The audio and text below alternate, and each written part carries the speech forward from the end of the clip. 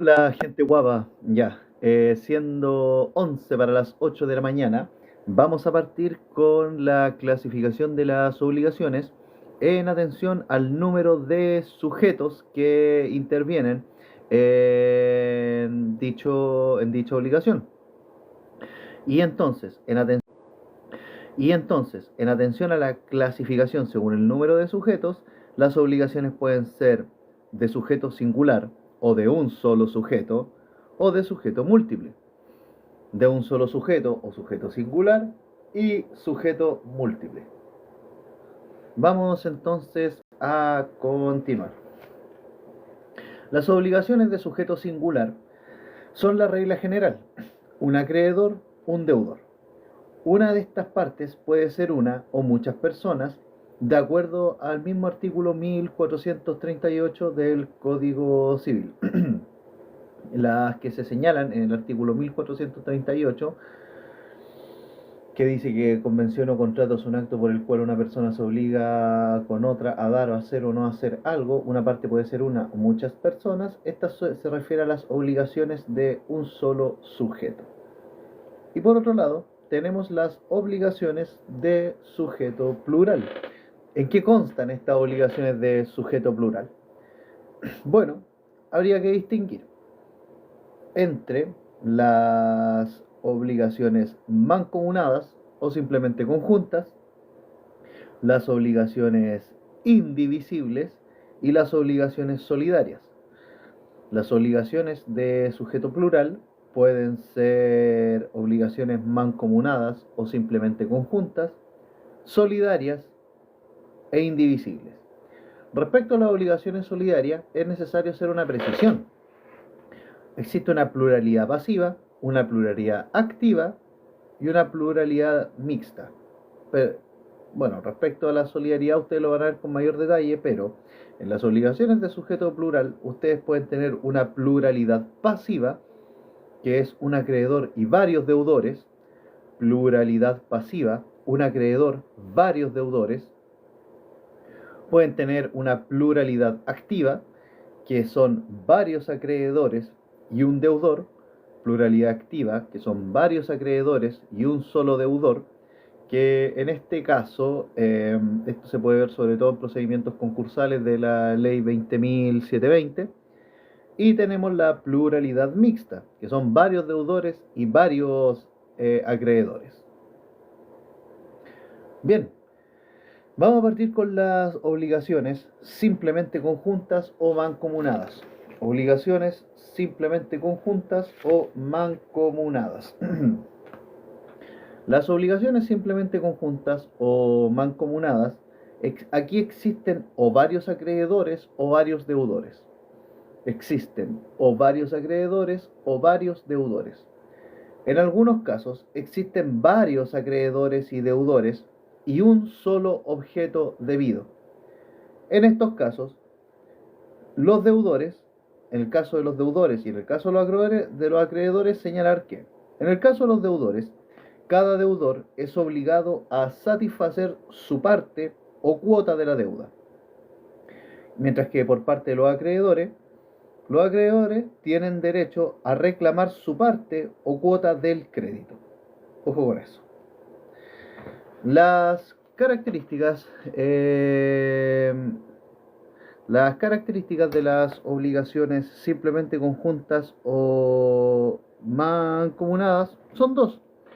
Hay pluralidad de sujetos, o varios deudores, o varios acreedores. Hay una unidad de prestación, es decir, un objeto debido es el mismo para todos los deudores. Hay una unidad de prestación, un objeto debido es el mismo para todos los deudores. Y, según el artículo 1511 del Código Civil, son la regla general. Aquí nos pregunta JUS. Es una resolución de JCBO. Pero le llegó al correo electrónico, ¿no? ¿O le llegó a la oficina judicial virtual? Bien, entonces las características de las obligaciones mancomunadas o simplemente conjuntas es que hay pluralidad de sujetos, o varios acreedores, o varios acreedores. hay una unidad de prestación que es y esta unidad de la prestación es más bien el objeto debido, que el objeto debido es el mismo para todos los deudores y, según el artículo 1511, son la regla general. Antes de pasar al... Mire, si gusta puede dejarme un pantallazo en el DM y yo puedo ayudarla. Así para tener mayor detalle. Bien, respecto entonces de la regla general, que son de estas obligaciones simplemente conjuntas o mancomunadas, en general, señala el artículo 1511, en general, cuando se ha contraído por muchas personas o para con muchas la obligación de una cosa divisible, cada uno de los deudores, en el primer caso, es obligado solamente a su parte o cuota en la deuda, y cada uno de los acreedores en el segundo, y solo tiene derecho para demandar su parte o cuota del crédito, como ya dijimos anteriormente. Pero en virtud de la convención, del testamento o de la ley, puede exigirse a cada uno de los deudores o por cada uno de los acreedores el total de la deuda, y entonces la obligación es solidaria o insolidum. Lo de insolidum lo dice el mismo código, ojo con eso. La solidaridad debe expresarse declarada en todos los casos en que no lo establece la ley. Vale, señorita. Bien, entonces las características de las obligaciones simplemente conjuntas o mancomunadas es que tienen pluralidad de sujetos, varios deudores o varios acreedores, unidad en la prestación, hay un objeto debido, el objeto debido es el mismo para todos los deudores y son la regla general, conforme así lo establece el artículo 1511 del Código Civil que acabamos de leer. El artículo 1526 se refiere al caso de que si la obligación no es solidaria, ni tampoco es indivisible, los acreedores solo pueden exigir su cuota y los codeudores solo son obligados al pago de la suya propia. El artículo 1526 entonces se pone en el caso de que si la obligación no es solidaria ni indivisible, los acreedores pueden exigir su cuota y los codeudores solo son obligados al pago de la suya propia. La regla general es que son cuotas iguales. La regla general es que son cuotas iguales. La excepción es que los herederos que dividen las deudas de la herencia a prorrata de su cuota. La excepción se da, por ejemplo, en casos donde los herederos dividen las deudas de la herencia a prorrata de su cuota. Pero la regla general es que estas obligaciones conjuntas o simplemente mancomunadas o simplemente conjuntas son iguales. La excepción vendría siendo el caso de los herederos que dividen las cuotas de la herencia a prorrata de su cuota. Si gusta, señorita, le puedo dejar mi correo electrónico, le puede servir a varios acá si tienen alguna consulta. Aquí anotado. Así se puede ver con más detalle.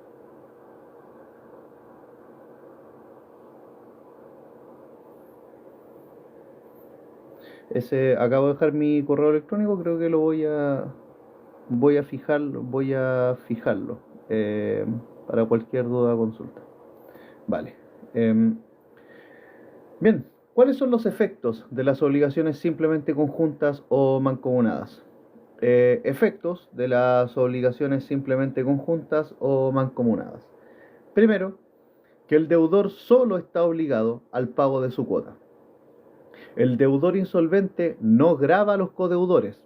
Esto según el mismo artículo 1526.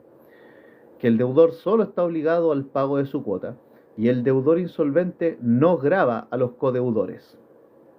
Otro efecto de las obligaciones mancomunadas o simplemente conjuntas es que se interrumpe la prescripción.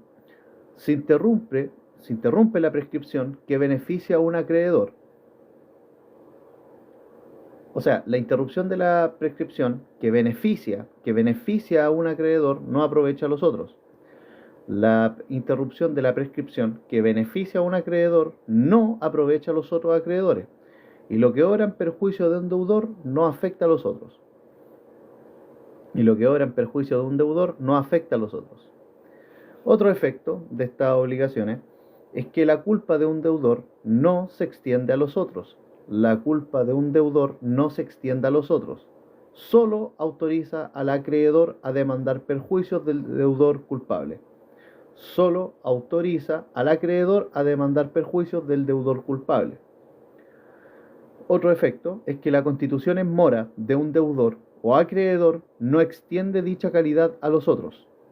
La constitución en mora de un deudor o acreedor no extiende dicha calidad de mora a los otros. Y un último efecto de estas obligaciones mancomunadas o simplemente conjuntas es que la nulidad declarada respecto de un deudor o acreedor no se extiende a los demás. Entonces bien, los efectos de este tipo de obligaciones son que el deudor solo está obligado al pago de su cuota y el deudor insolvente no grava a los codeudores, ojo con el artículo 1526. La interrupción de la prescripción que beneficia a un acreedor no aprovecha a los otros, y lo que obra en perjuicio de un deudor de varios no afecta a los otros. La culpa de un deudor irresponsable no se extiende a los otros, solo autoriza al acreedor a demandar perjuicios del deudor culpable. La constitución en mora de un deudor o acreedor no extiende dicha calidad a lo otro, y la nulidad declarada respecto de un deudor o acreedor no se extiende a los demás. Bien, ahora chicos vamos a referirnos a las obligaciones solidarias, que es otra más de las que están presentes en el estudio de las obligaciones de sujeto múltiple. Esta, bueno, podrán ver que es una materia súper densa dentro del estudio del ramo de Derecho de las Obligaciones, pero es súper preguntable en un examen de grado y manejarlo bien es súper importante. Las obligaciones solidarias las obligaciones solidarias son aquellas en que, debiéndose un objeto divisible, piensen en un objeto divisible, y habiendo pluralidad de acreedores o deudores, o ambos, cada acreedor puede exigirle la totalidad de la obligación a cualquiera de los codeudores. Las obligaciones solidarias, consisten en que, o mejor dicho, son aquellas en que se debe un objeto divisible y habiendo una pluralidad de acreedores o deudores, o ambos, cada acreedor puede exigirle la totalidad de la obligación a cualquiera de los acreedores. Cada deudor está obligado a la totalidad de la deuda. Solo de este modo la obligación se extingue. Cada deudor está obligado a la totalidad de la deuda. Solo de este modo la obligación se extingue. Vamos con las características de las obligaciones solidarias. Las características de las obligaciones solidarias son: primero, hay una pluralidad de sujeto activo y sujeto pasivo, o ambos a la vez. Hay pluralidad o de sujetos activos o de sujetos pasivos, o de ambos a la vez. Otra característica de las obligaciones solidarias es que hay unidad de prestación de una cosa divisible. Hay unidad de prestación de una cosa divisible. Otra característica es que la obligación se extingue por el pago hecho a uno de los acreedores o el pago es hecho por uno de los deudores. La obligación se extingue por el pago hecho a uno de los acreedores o por uno de los deudores. Otra característica es que las obligaciones solidarias nacen por disposición legal o por acuerdo de voluntades o la voluntad del testador. Estas personas pueden otorgarle a la obligación el carácter de solidaria. Entonces, las obligaciones solidarias nacen por disposición legal o un acuerdo de voluntades o por voluntad del testador. y pueden otorgarle a la obligación el carácter de solidaria. La solidaridad, otra característica que tiene, es que no se presume. La solidaridad no se presume, sino que debe estar expresamente señalada por las partes. Y una última característica es que las obligaciones solidarias son de interpretación restrictiva. Son de interpretación restrictiva. Aquí no cabe analogía. Bueno, entonces, ya para concretar, las características de las obligaciones solidarias, por favor, manejarlas bien, es que tienen una pluralidad de sujetos activos o sujetos pasivos, o ambos a la vez. Existe una unidad de prestación de una cosa divisible. La obligación que existe acá se extingue por el pago hecho a uno de los acreedores o que se haga por uno de los deudores. Nacen por disposición legal o acuerdo de voluntades o por voluntad del testador, y a una obligación le pueden otorgar el carácter de solidaria. La solidaridad no se presume, sino que debe estar expresamente señalada por las partes. Y por último, son de interpretación restrictiva. Aquí no cabe analogía, ¿vale? Vamos a referirnos ahora a los requisitos comunes a las obligaciones solidarias. Requisitos comunes a las obligaciones solidarias. Bueno, podemos destacar tres requisitos comunes, que son, primero, la pluralidad de sujetos activos o pasivos, o ambos a la vez, varios deudores o varios acreedores, o varios a la vez, varios acreedores y varios deudores al mismo tiempo. Que la cosa debida debe ser la misma,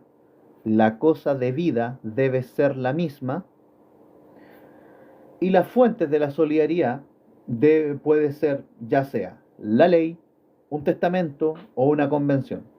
La ley, un testamento o una convención. Una convención es un acuerdo de voluntades. Y otro requisito de las obligaciones solidarias es la unidad de prestación en la cosa divisible. Unidad de prestación en la cosa divisible.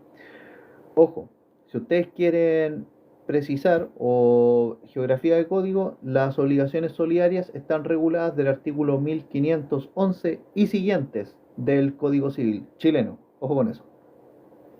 Entonces, los requisitos de las obligaciones solidarias son la pluralidad de sujetos, activos o pasivos, o ambos a la vez, que la cosa debida deba ser la misma, que la unidad de la prestación en la cosa sea divisible, y las fuentes de las obligaciones solidarias son la ley, el testamento o una convención. Bien, hablemos ahora de la clasificación de la solidaridad. Clasificación de la solidaridad.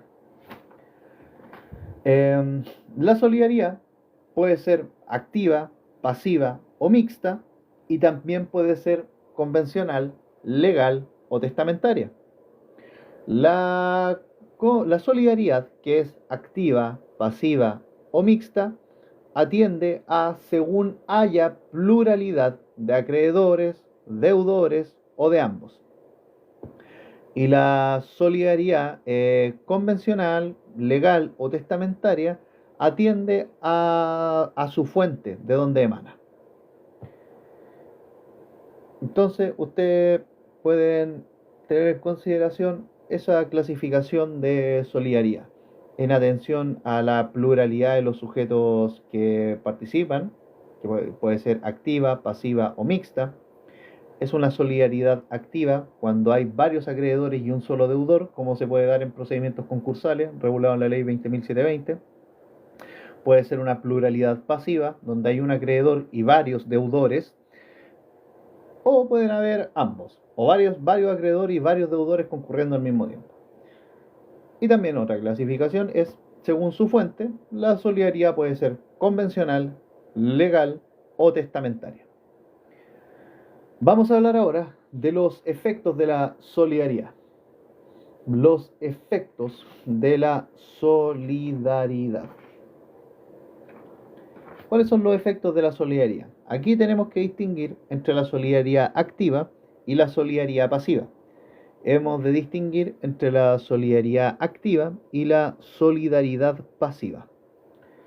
Respecto a la solidaridad activa, es decir, varios acreedores y un solo deudor, señalar que los efectos, aquí tenemos que distinguir efectos entre acreedores solidarios y el deudor, y también efectos entre los acreedores.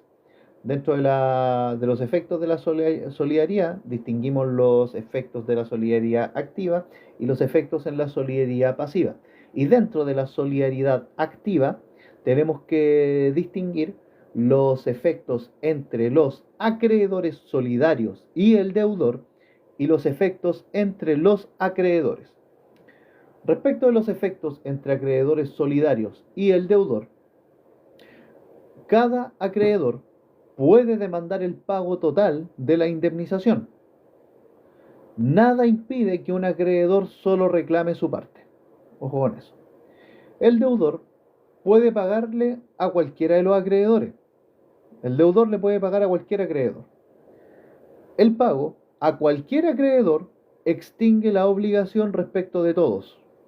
El pago a cualquier acreedor extingue la obligación respecto de todos. También, cualquier acreedor puede novar, restituir o compensar la deuda, siempre que no haya demandado al deudor, claro está. Cualquier acreedor puede novar, remitir o compensar la deuda, siempre que no haya demandado al deudor. La interrupción de la prescripción, dentro de los mismos efectos entre los acreedores solidarios y el deudor, la interrupción de la prescripción que beneficia a un acreedor, aprovecha a todos. Aprovecha a todos. Pero, bueno, esos serían los efectos entre los acreedores solidarios y el deudor. Recordar los primeros, que es que cada acreedor puede demandar el pago total de la indemnización y nada impide que un acreedor solo reclame su parte, y el deudor le puede pagar a cualquiera de los acreedores y esto podría extinguir la obligación respecto de todos. Vale. Ahora, dentro de los mismos efectos de la solidaridad activa, vamos a referirnos a los efectos que surgen entre los acreedores. Efectos que surgen entre los acreedores. El acreedor que recibe el pago debe compartirlo con los acreedores y enterar lo que a cada uno le corresponda. Esto según el artículo 1668 del Código Civil. El gran efecto entre los acreedores es que el acreedor que recibe el pago tiene que enterar la parte que a cada otro de los acreedores le corresponda. No se puede quedar con el pago completo. Parece algo obvio, pero bueno, don Andrés Bello que creyó necesario regularlo. Si el efecto de los acreedores, supongan ustedes que están con dos amigos más y hay una persona que les debe plata. Y esa persona que les debe plata les paga a ustedes, y ustedes, el efecto que genera ese pago, claro, se extingue la deuda, pero ustedes tienen la obligación de, por haber recibido la plata, entregarle a sus otros dos amigos, que también son acreedores de esa persona, la plata que les corresponda, la cuota que a cada uno les corresponda. Entonces hace el artículo 1668 del Código Civil. Bien, vamos ahora a hablar de los efectos de la solidaridad pasiva. Los efectos de la solidaridad pasiva. Y aquí también tenemos que entrar a distinguir los efectos que concurren respecto ya de los codeudores solidarios y el acreedor, y respecto de los deudores solidarios. Entonces, entrar a distinguir dentro de los efectos de la solidaridad pasiva, los efectos entre los codeudores solidarios y el acreedor, y efecto entre los deudores solidarios. Vamos a referirnos a los efectos entre codeudores solidarios y el acreedor. Efectos entre los codeudores solidarios y el acreedor. El acreedor puede demandar a cada deudor la totalidad de la deuda, conjuntamente o por separado. El acreedor le puede demandar a cada deudor la totalidad de la deuda, de manera conjunta o por separado. Esto según el artículo 1514 del Código Civil. La demanda del acreedor contra un deudor solidario extingue la obligación solidaria solo en la parte satisfecha por el demandado. La demanda del acreedor contra un deudor solidario extingue la obligación solidaria solo en la parte satisfecha por el demandado. El pago hecho por un deudor extingue la obligación respecto de todos. El pago hecho por un deudor extingue la obligación respecto de todos. Ojo con ese detalle. Ahora, tenemos que relacionarlo ahora con los modos de extinguir las obligaciones. En los modos de extinguir las obligaciones también tenemos presente los efectos entre codeudores solidarios y acreedor. Y aquí tengan ustedes presente la remisión, la novación, la compensación, la confusión, la pérdida de la cosa que se debe y la interrupción de la prescripción. O, entre paréntesis, si ustedes quieren ver videos nuestros de los modos de extinguir obligaciones, pueden pillarlo en nuestro canal de YouTube. Ya nosotros hemos hecho el live de esto y están a su alcance gratis, porque, bueno, el canal de YouTube, que se llama igual que este perfil, por si acaso. Bien, relacionando entonces estos efectos de la solidaridad pasiva entre codeudores solidarios y el acreedor con los modos de extinguir, vamos por cada uno de los mencionados. Respecto a la remisión total extingue la obligación. La remisión es el perdón de la deuda, por decirlo coloquialmente. Don Andrés Bello lo dice más bonito, pero esa es la idea de la remisión. La remisión total extingue la obligación. La remisión parcial, aquí el acreedor ve limitada la acción contra los otros deudores solidarios, pero aquí en la remisión parcial hay una rebaja de cuotas. Respecto de la novación, que la novación es extinguir una obligación para que nazca otra. Esa es la idea de la novación, la extinción de una obligación primitiva para que nazca una nueva. Orden 66 para todos, amigos. Y bueno, entre la novación, señalar que entre un acreedor y uno de los deudores solidarios se extingue la obligación a menos que se aten a la nueva obligación. En la novación, la relación que hay entre un acreedor, el pago que hay, o una novación que hay, una novación entre un acreedor y uno de los deudores solidarios, extingue la obligación, a menos que uno de los deudores solidarios se ate a la nueva obligación.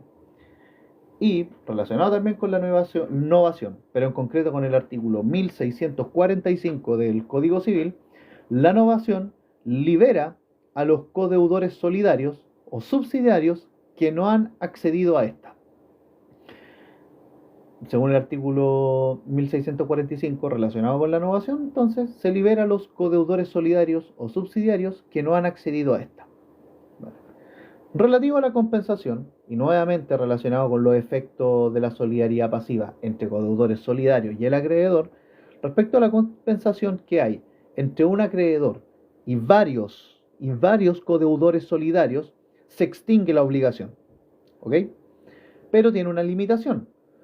Solo puede invocarla el deudor solidario que es acreedor del acreedor común. Solo puede invocarla el deudor solidario que es acreedor del acreedor común. Bueno, si no les queda claro, pueden revisar la institución en el Código Civil. Yo entiendo que esta materia puede ser un poco enredada porque a mí también me enredó en su momento. Bien, respecto de la confusión. La confusión es un modo de extinguir que consiste en que concurre en la misma persona tanto la calidad de deudor como la calidad de acreedor. Y cuando hay confusión en la obligación solidaria, se extingue la obligación con respecto a todos los codeudores solidarios.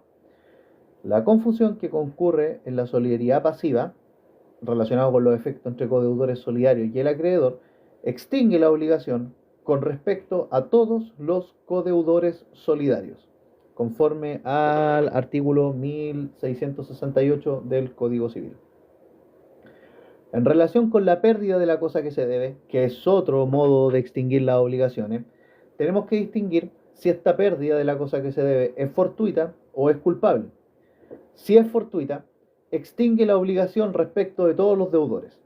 Si es fortuita, extingue la obligación respecto de todos los deudores.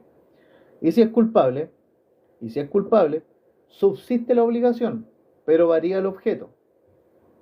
Subsiste la obligación, pero varía el objeto. Si ya no está la cosa, entonces se tiene que pagar en dinero. Aquí se incluye, si la pérdida de la cosa es culpable, la obligación de indemnizar perjuicios. Solo contra el deudor culpable. Obligación de indemnizar perjuicios solo contra el deudor culpable, no respecto de los codeudores solidarios. Bien, y ya por último, en relación con la interrupción de la prescripción, que la prescripción también es un modo de extinguir las obligaciones, pero que se encuentra tratado en el título final del libro cuarto del Código Civil, respecto de la interrupción de la prescripción en concreto,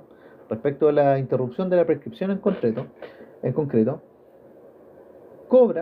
se cobra en perjuicio de uno de los, el cobro, perdón, en perjuicio de uno de los codeudores, perjudica a los demás. Bueno, pueden revisar el artículo 2519 para mayor precisión. Revisen el artículo 2519. Vamos a hablar ahora de las excepciones que se pueden impetrar. Dentro de la solidaridad pasiva y sus efectos entre los codeudores solidarios y el acreedor. Las excepciones que se pueden impetrar son las siguientes. Para los codeudores, estos pueden impetrar u oponer excepciones reales. Pueden oponer excepciones reales. Y los deudores pueden oponer excepciones personales. Entre paréntesis, nulidad relativa. Bien, eso respecto a los efectos entre codeudores solidarios y el acreedor. Vamos ahora a referirnos a los efectos entre los deudores solidarios.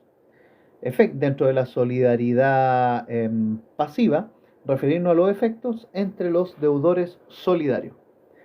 Nunca es temprano para hacer live, amigo Josué. Bueno, respecto de los efectos entre deudores solidarios, tenemos que señalar un hecho. La solidaridad es frente al acreedor.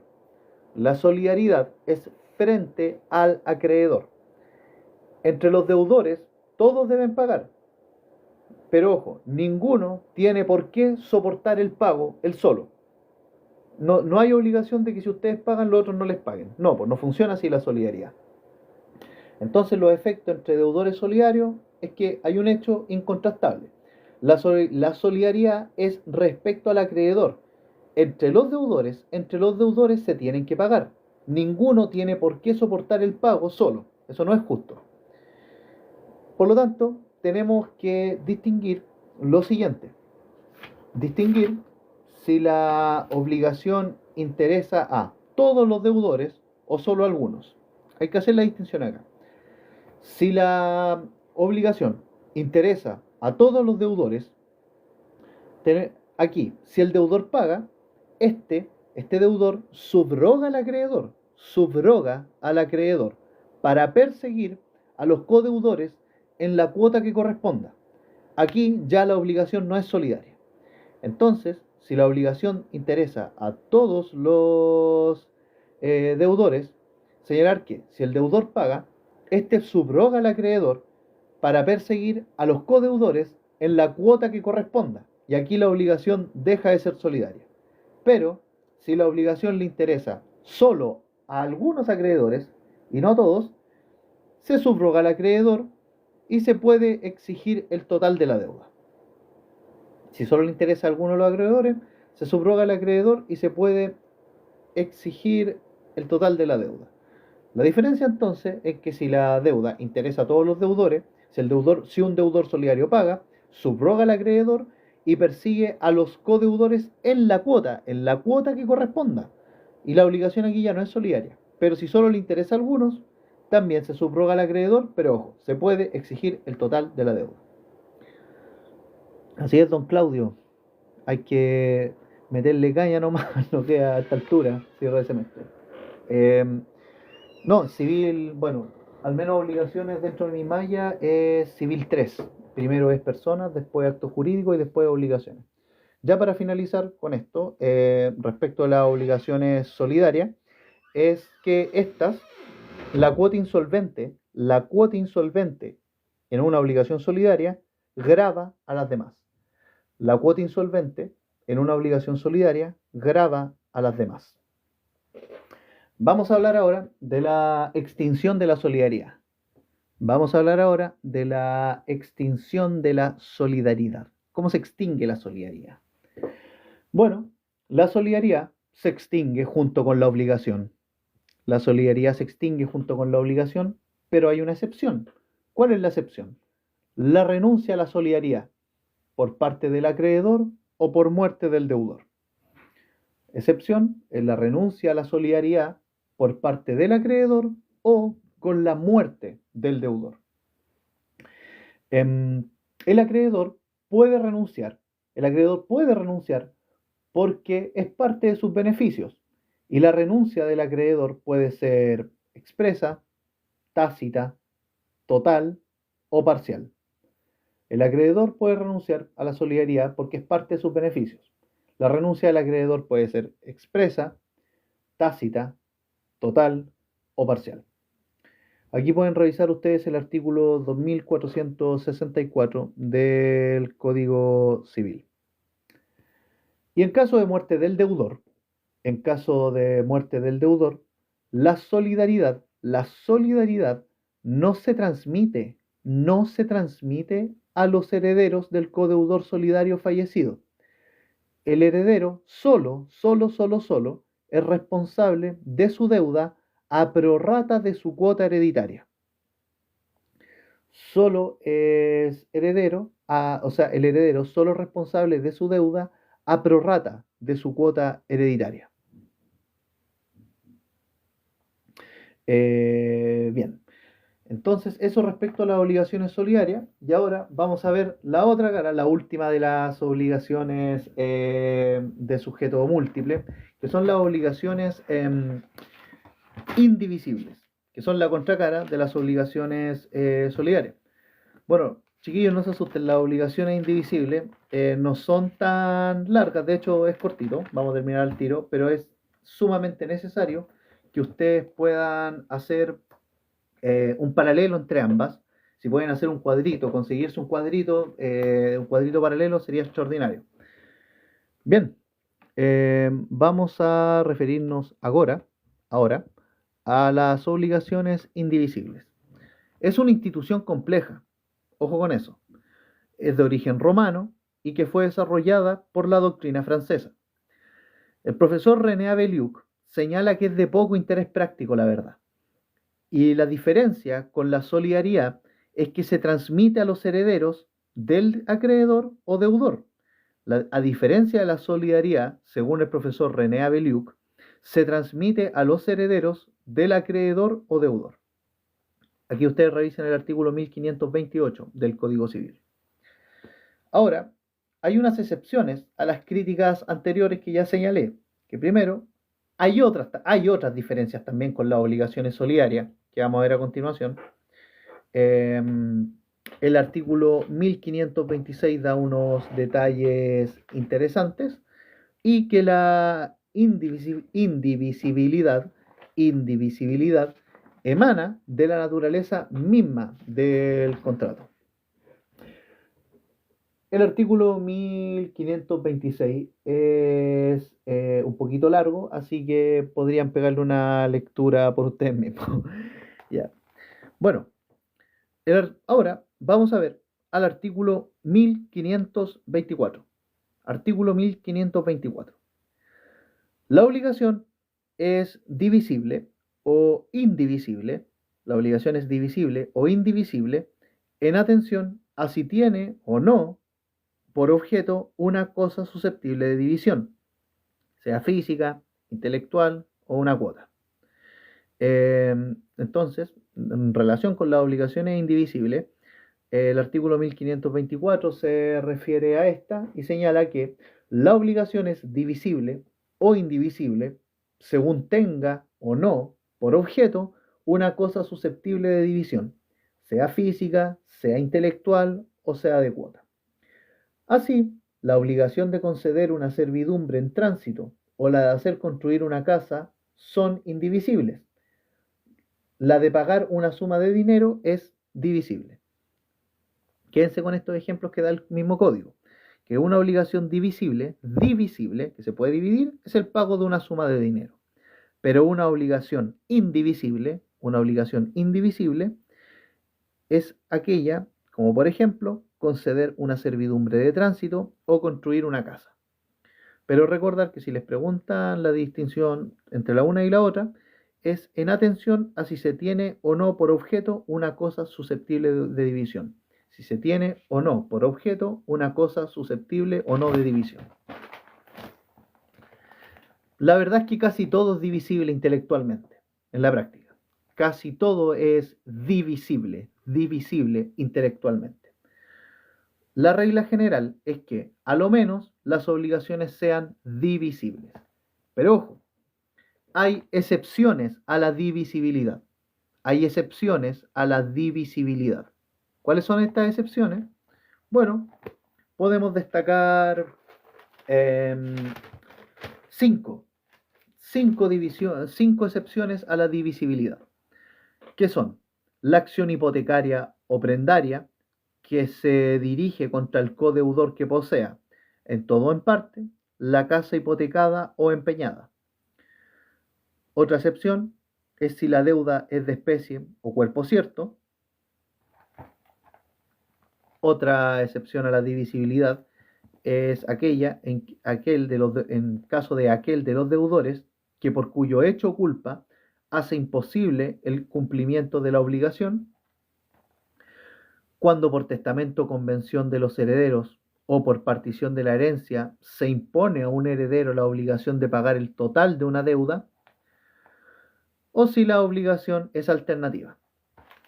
Respecto a esta primera excepción, la de acción hipotecaria o prendaria, que se dirija contra el deudor que posea, en todo o en parte, la casa hipotecada o empeñada, aquí el codeudor que paga su cuota, no puede recobrar la cancelación de la hipoteca.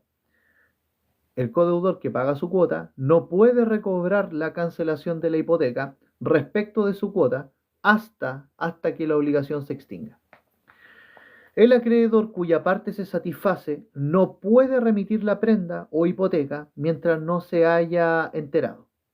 El acreedor cuya parte se satisface no puede remitir la prenda o hipoteca mientras no se haya enterado satisfactoriamente a los demás coacreedores lo adeudado. Entonces el acreedor cuya parte se satisface no puede remitir la prenda o hipoteca mientras no se haya enterado satisfactoriamente a los demás coacreedores lo adeudado. O sea, que no se le haya pagado a los otros coacreedores, por así decirlo. Si la deuda es de especie o cuerpo cierto, esta es la otra excepción. Si la deuda es de especie o cuerpo cierto, aquel de los codeudores que posea la cosa está obligado a entregarla. Si la deuda es de especie o cuerpo cierto, aquel de los codeudores que posea la cosa está obligado a entregarla. La tercera excepción es que aquel de los codeudores que por cuyo hecho o culpa hace imposible el cumplimiento de la obligación es exclusiva y solidariamente responsable de todo perjuicio al acreedor. Su hecho culpable no se extiende a los otros codeudores. La cuarta excepción es cuando por testamento o convención de los herederos, o por partición de la herencia, se impone a un heredero la obligación de pagar el total de la deuda. El acreedor se puede dirigir contra éste por el total de la deuda o contra cada heredero a prorrata de lo que a cada uno le corresponda por esa deuda. Y la última excepción es si la obligación es alternativa, tanto si la elección es del acreedor o el deudor, debe hacerse de consuno. Si la obligación es alternativa, tanto si la elección es de los acreedores o deudores, debe hacerse de consuno. El pago debe hacerse de consuno también. Bueno, el consuno tómenlo como acuerdo, ¿ya? Bien, vamos a hablar ahora de los efectos de las obligaciones indivisibles. Y con esto ya estamos terminando. Ya habríamos de haber una diferencia entre un paralelo entre la solidaridad y la indivisibilidad. Eh, Hola Laura. Ahora, terminando en unos 20 minutos más, 30 minutos más, vamos a ir a ver a la clasificación de las obligaciones según el objeto de la obligación. Es mucho más interesante que esto y no es tan complejo, la verdad. Así que, y también vamos a hacer lo posible por hablar de la perspectiva de defensa tanto del deudor como del acreedor. Bien, a ti Antonia, muchas gracias por estar aquí. Eh, ya, vamos a hablar de los efectos de las obligaciones indivisibles. Aquí ustedes pueden remitirse al artículo 1526 del Código Civil. Efectos de las obligaciones indivisibles. Aquí los coacreedores solo pueden exigir su cuota. Los coacreedores solo pueden exigir su cuota. Cada codeudor es obligado al pago de la suya, de su cuota. Cada codeudor es obligado al pago de su cuota. Y cada deudor insolvente, los deudores insolventes, no gravan a los codeudores, a diferencia de las obligaciones solidarias. Los deudores insolventes no gravan a los codeudores. El deudor o los deudores son obligados al total y los acreedores tienen derecho al total.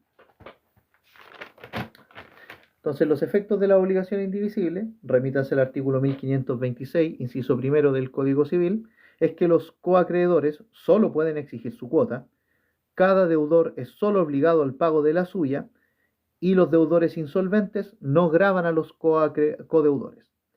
Los deudores son obligados al total y los acreedores tienen derecho al total. Ahora hay que hacer la distinción. Los efectos entre la indivisibilidad pasiva y la indivisibilidad activa. Distingamos entre los efectos de la indivisibilidad pasiva y la indivisibilidad activa. Ya. Respecto a los efectos de la indivisibilidad pasiva, señalar que todos los que contraen una obligación indivisible son obligados a pagarla. Todos los que contraen una obligación indivisible son obligados a pagarla. El cumplimiento de la obligación de uno extingue la obligación de todos. El cumplimiento de la obligación de uno extingue la obligación para todos. El deudor demandado por el pago de una deuda puede pedir plazo para entenderse con los otros codeudores, salvo que solo él pueda cumplirla. Un efecto respecto a la indivisibilidad pasiva es que el deudor demandado por el pago de una deuda puede pedir plazo para entenderse con los otros codeudores, salvo que solo él pueda cumplirla. La interrupción de la prescripción respecto de un codeudor vale para todos. La interrupción de la prescripción respecto de un codeudor vale para todos. Y si el deudor paga el total de la obligación, tiene derecho a que los demás codeudores le indemnicen, porque habría pagado más de lo que en realidad debía. ¿Ok? Entonces, los efectos de la indivisibilidad pasiva son que todos los que contraen una obligación indivisible son obligados a pagarla. El cumplimiento de la obligación de uno la extingue para todos. El deudor demandado por el pago de una deuda puede pedir plazo para entenderse con los otros codeudores, salvo que solo él pueda pagarla. La interrupción de la prescripción respecto de un codeudor vale para todos. Y si el deudor paga el total de la obligación, tiene derecho a que los demás codeudores le indemnicen, porque habría pagado más de lo debido. Bien, vamos ahora a referirnos a los efectos de la indivisibilidad activa. Efectos de la indivisibilidad activa. ¿Cuáles son los efectos de la indivisibilidad activa? Es que cada acreedor tiene el derecho de exigir el total de la obligación, conforme al artículo 1527 del Código Civil. Cada acreedor tiene el derecho de exigir el total de la obligación. El pago a un acreedor extingue la obligación respecto de todos, pero este acreedor que recibe el pago no puede remitir la deuda o recibir el precio de la cosa sin el consentimiento de los otros acreedores. En caso contrario, los acreedores tienen derecho a demandar la cosa misma. Y otro efecto de la indivisibilidad activa es que el acreedor o los acreedores que reciben el pago deben a sus coacreedores su parte o cuota en el crédito. El acreedor o los acreedores que reciben el pago de sus acreedores cuota en el crédito. Entonces, los efectos de la indivisibilidad activa son que cada acreedor tiene derecho a exigir el total de la obligación. Artículo 1527 del Código Civil. El pago a un acreedor extingue la obligación respecto de todos, pero éste no puede remitir la deuda o recibir el precio de la cosa sin el consentimiento de los otros acreedores. En caso contrario, los acreedores tienen derecho a demandar la cosa misma. Y un último efecto es que el acreedor que recibe el pago le debe a los otros acreedores su parte o cuota en el crédito. Bien, y con esto terminamos. El paralelo entre solidaridad e indivisibilidad. ¿Saben qué? Sin perjuicio de esto, yo creo que voy a subir una tablita aquí como post, así que en este perfil, así que pueden revisarla de vez en cuando, pueden guardarla, para que no se pierda. Bueno, hablemos de las semejanzas que hay entre la solidaridad y la indivisibilidad. ¿Cuáles son las semejanzas? Bueno, la primera semejanza es que los sujetos activos y los sujetos pasivos pueden ser múltiples. Los sujetos activos y los sujetos pasivos pueden ser múltiples. Cualquier acreedor puede demandar el total de la deuda. Cualquier acreedor puede demandar el total de la deuda.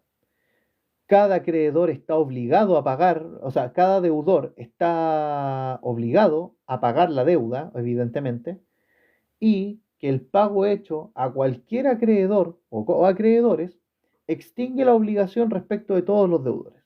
Entonces, la semejanza entre la solidaridad y la indivisibilidad es que puede haber una multiplicidad de sujetos activos y sujetos pasivos. Cada acreedor puede demandar el total de la deuda y el pago hecho a cualquier acreedor o acreedores extingue la obligación respecto de todos los deudores. Y cada deudor está obligado a pagar la deuda, claro está. Bien, y las diferencias entre cada una, yo creo que podemos precisarla sin perjuicio de esto. Señalar que ya hemos terminado el estudio de la clasificación de la obligación en cuanto al número de sujetos, que, a ver, no cabe duda que es, junto con las obligaciones sujetas a modalidad, quizás la materia más compleja que van a ver en la clasificación de las obligaciones. Pero que les va a servir a futuro. Vamos a terminar entonces con las diferencias que hay. Ahí está, las diferencias entre obligaciones solidarias y obligaciones indivisibles. Las obligaciones solidarias, aquí cada acreedor y cada deudor lo son del total de la obligación. Los acreedores y deudores lo son, en su calidad de acreedor y deudor, del total de la obligación. Mientras que las obligaciones indivisibles, cada deudor y cada acreedor lo son de su cuota, pero deben pagar el total, caso del deudor, o exigir el todo, caso del acreedor, por ser indivisible, porque es indivisible el objeto de la obligación. Respecto a las obligaciones solidarias, aunque desaparezca el objeto debido y la obligación sea, por tanto, la de pagar el precio de dicho objeto, subsiste la solidaridad en este caso. En cuanto a la indemnización de perjuicios, se acepta que no son solidariamente responsables de su pago. Mientras que en la obligación indivisible, si perece la cosa debida o se hace imposible su ejecución, la obligación de indemnizar perjuicios es divisible. Respecto a las obligaciones solidarias, esta tiene su fuente en la ley, los testamentos o en la voluntad de las partes y no se transmite a los herederos. Mientras que en las obligaciones indivisibles, estas se originan por la indivisibilidad del objeto y por tanto se transmiten a los herederos del deudor y a los del acreedor. Respecto a las obligaciones solidarias, cada deudor lo es del total, por lo que una vez demandado no puede oponer la excepción de división ni pedir plazo para extenderse con los demás codeudores, mientras que la obligación es indivisible, cada deudor lo es solo de su cuota, no obstante que están en la obligación de solucionar el todo, por lo que puede pedir la concesión de un plazo para entenderse con los demás codeudores. Aquí revisen el artículo 1530 del Código Civil. Por último, respecto a las obligaciones solidarias, cada acreedor es propietario de todo el crédito. Cada acreedor es propietario de todo el crédito, por lo que puede ejecutar todos los actos de dueño que acuerden entre ellos, aunque tales actos perjudiquen a los demás coacreedores. Por favor, revisen el artículo 1513 del Código Civil. Y respecto a las obligaciones indivisibles, cada acreedor cada acreedor es dueño solo de su cuota, a diferencia de la solidaridad donde cada acreedor es propietario de todo el crédito, pero en la obligación es indivisible, cada acreedor es solo dueño de su cuota, por lo que no puede ejecutar actos de dueño sobre todo el crédito. Y bueno, la semejanza que no había quedado muy clara era que como habíamos dicho, ya acabamos de ver las diferencias, las semejanzas entre la solidaridad y la indivisibilidad son que los sujetos activos o pasivos pueden ser múltiples. En ambos casos el acreedor puede demandar el total de la deuda y cada deudor está obligado a pagar el total de la deuda, cada deudor está obligado a pagar el total de la deuda, y que el pago hecho a cualquiera de los coacreedores extingue la obligación respecto a todos los deudores. Esa era la semejanza que las vimos antes de ver las diferencias que ya mencionamos a continuación. Y eso, chicos, muchas gracias por llegar hasta acá.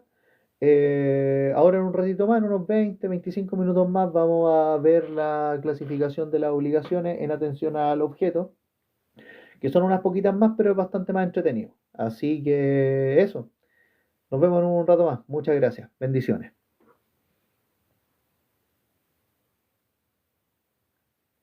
A usted, señorita, muchas gracias por apoyar este proyecto. Antonio también, hasta luego.